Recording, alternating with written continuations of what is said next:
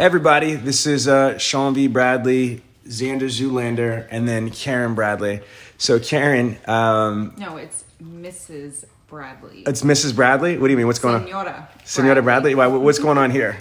Because apparently I am the science teacher and the math teacher and the language arts teacher and the art teacher and the gym teacher and music as well. All right, so Fab Lab. So tell everybody what the hell's going on. Like, how long is this? Like, nobody really knows. We haven't been made public. Yeah. So Medford actually created a full curriculum for all of the students. So I know that other people have to do work for their kids, but they're more like assigning stuff. Like we've been assigned specific things per subject. And they basically give you about 4 hours of work because that's what's required in order to be considered a day's worth of school, so that they don't have days added on at the end of the school year and it eats up their summer. So because Xander is in first grade and he's only 6, he can't really teach himself, right? So someone needs to be the instructor. Laptop. No, right? But like, and of course we have 2 kids, so for little Sean, he's in 6th grade. It's not quite so bad, but I definitely still have to work with him and print things out and keep him organized. And going. But how much of your day has been for the last several days has been just being a teacher? It's been 3 hours. days. Yeah, hours. Like we're writing stories. We're doing math packets. We're doing like art. We had to draw a map of our neighborhood yesterday, which first of all, they were like, go out into the neighborhood, which is cool or whatever because there's really no houses around us, but it was But during a pandemic. Yeah. So What's been the most difficult aspect of the homeschooling? I think 4 it's just hours. like the workload, because honestly it's just like a lot in each subject, which I get it. They don't want them to kind of undo what they've been learning, and you have to keep the mind and the brain continuously evolving and, to retain the information. So I get it, but I think it's just the amount of activities. I think too, if we were maybe able to kind of pick or have more freedom to do specific activities within a category, maybe that would help it a little bit. But like they're so specific with what you need to do, like get a magazine, find these words, cut it out. So we were looking through like 5 magazines. They're right there. Daisy. Earlier trying to Go get find her. all these words, and we were having a hard time. So, you got to work with the resources that you kind of have at the house as well.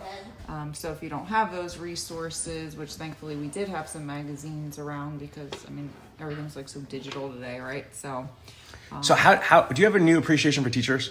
yes. I couldn't do it. In a sense, we are teachers, right? Yeah, trainers. But I'm saying school teachers. But no, I don't think so. Isn't it crazy that these poor teachers don't get paid enough? I don't think I would be like that effective. Don't you feel like they deserve a raise after this? For sure. Yeah, for sure, right? Yeah, maybe they will get a raise after people realize it's kind of like one of those things you walk in someone else's shoes. Yeah. Yeah. And so, okay, now let's go into, how has it been, in addition to being, Mrs. Bradley, the school teacher for homeschooling your first grader and your 6th grader, like, talk about the office, like what announcement we just made today. Yeah, so we decided to close down the office until, obviously everybody feels comfortable with going back whenever that might end up being. But everyone's pretty much working from home because we all have the ability with what we do. Our clients are pretty much international anyway, right? So we have the ability we're set up that way. We're already, we've got the resources to be able Yeah, we're using Zoom, using BombBomb. Yeah. We know Bradley on demand, so we have all that. Yeah, we're able to forward all of our phones to our cell phones and stuff like that as well. We've got the technology capabilities, so. Well, one other question I have is, because we talked about this, for us being the Bradleys, like we have a lot of resources. We have a staff of, they're just under 20 employees that work directly for us in our corporate office. We have, tons of resources, capital, and technology. We've got, your mother-in-law, I'm sorry, my mother-in-law, your mother, that helps out with Xander. We also have like cleaning services and vendors. We have resources, and this shit has been difficult for us. So don't we feel bad for like the average American? Like, and can you talk about that? Like how how this is blowing your mind. Like, how are they doing this? How is everybody out there taking care of their kids? One, I don't understand if all of a sudden the school's closed for 5 weeks. People that have to go to work still, I'm kind of, at a loss for words, and, feel terrible for people in that situation, because I remember posting something on Facebook. Actually, I think you had posted something on Facebook, and someone had mentioned in there, like, yeah, my kid's off for like a month, and I think they were like a single parent, and they don't have anybody to help watch their kid. No babysitter, no family members. So, like, what do you do in that situation? So I definitely feel blessed, and I feel terrible, whether it's the resources, whether, they say the average American, I think, lives they're like 1 or 2 paychecks away from being homeless. So just people in this situation in general, I really feel for, and, pray that it works out for everyone. Yeah, no, absolutely. And it's stressful for us with all these resources. So I can only imagine if you were more limited, what it would be like. Yeah, no, like, for sure. That's one of the reasons why we made the adjustments, for our team, is because some of them obviously have kids, they're parents, they've got responsibilities. Your partner, Linda, just said, oh my goodness, I'm glad I don't have small kids. Kudos to all moms and dads, that are substitute teaching right now. I know, right? Yeah. So, obviously we're balancing a lot, and I even thought about, because, I'm a time maximization expert, so I actually thought about me being a homeroom parent and doing so much with the schools.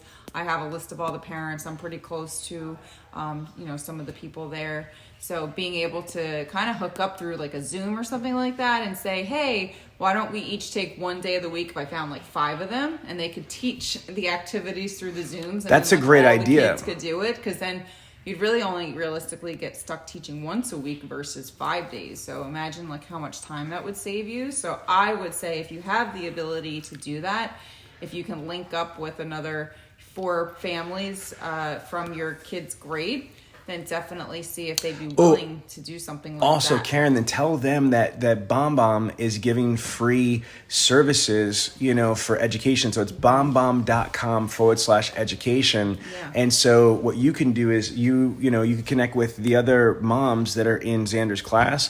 And I'm sure Shane would be able to enact his company's education protocol and allow you guys to use that, to have video conferencing or Zoom. We have our own Zoom account, right, so we could use our own Zoom account. But again, there's also BombBomb for video emails, video text messages, and communications. But I think that's a brilliant idea. Like, that's really awesome. You didn't even tell me that yet, so that's pretty cool. Mm-hmm. All right, and then about it today when I was stressed, it's like, wait, because I'm spending all this time, so I could, instead of spending like 20 hours, I could spend 4 hours. Smart. And then plus it's also diversity. So the teacher, so the kids have a different flavor of teaching and stuff like that. I like that a lot. That's really good.